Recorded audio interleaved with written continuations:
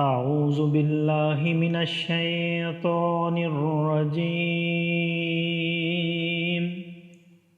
میں پناہ مانگتا ہوں اللہ کی شیطان مردود سے۔ بسم اللہ الرحمن الرحیم۔ اللہ کے نام سے شروع جو نہایت مہربان رحم والا۔ اذن للذین یقاتلون بأنہم ظلموا وإن اللہ علی نصرہم لقدیر۔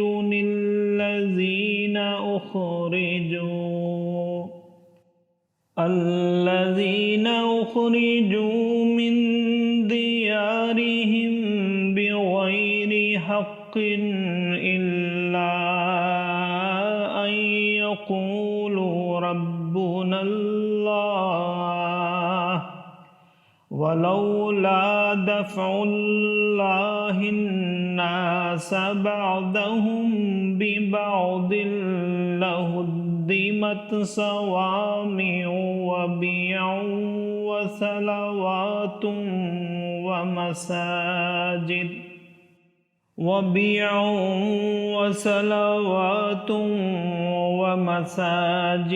يذكر فيها اسم الله كثيرا ولينصرن الله من ينصره إن الله لقوي عزيز۔ الذين إن مكناهم في الأرض أقاموا الصلاة وآتوا الزكاة وأمروا بالمعروف ونهوا عن المنكر وللہ عاقبۃ الامور۔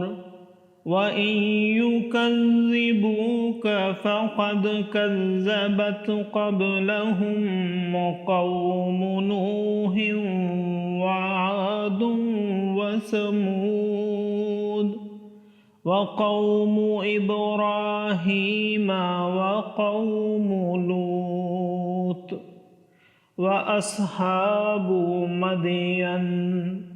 وَكُذِّبَ مُوسَى فَأَمْلَيْتُ لِلْكَافِرِينَ ثُمَّ أَخَذْتُهُمْ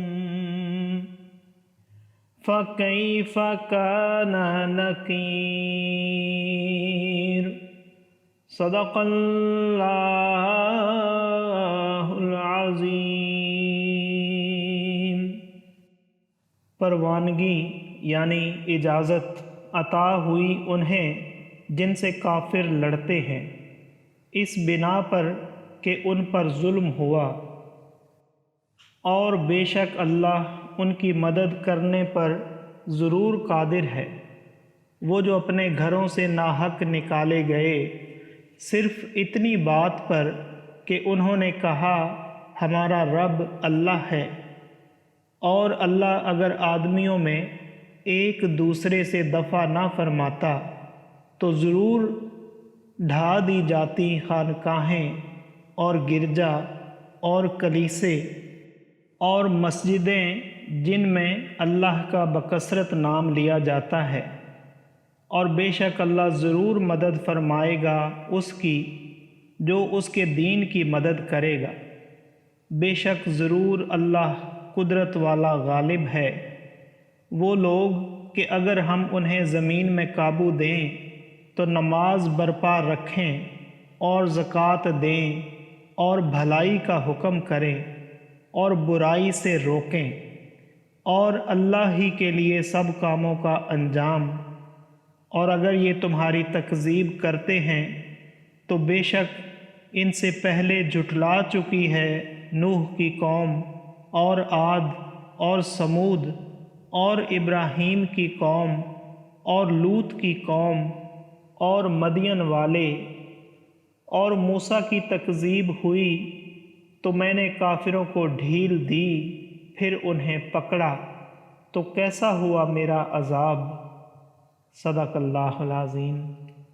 معزز سامعین اور حاضرین، آج ہم نے سورہ حج کی آیت نمبر 39 سے آیت نمبر 44 تک کی تلاوت کی اور ترجمہ پیش کیا۔ اللہ تعالیٰ قبول و منظور فرمائے۔ اللہ تعالیٰ میں قرآن پاک کو پڑھنے، سننے، سمجھنے اور اس کے احکامات اور تعلیمات پر عمل کی توفیق عطا فرمائے۔ دوران تلاوت اور ترجمہ اگر کوئی غلطی رہ گئی ہو تو اللہ تعالیٰ میں معاف فرمائے۔ آمین۔ جزاک اللہ۔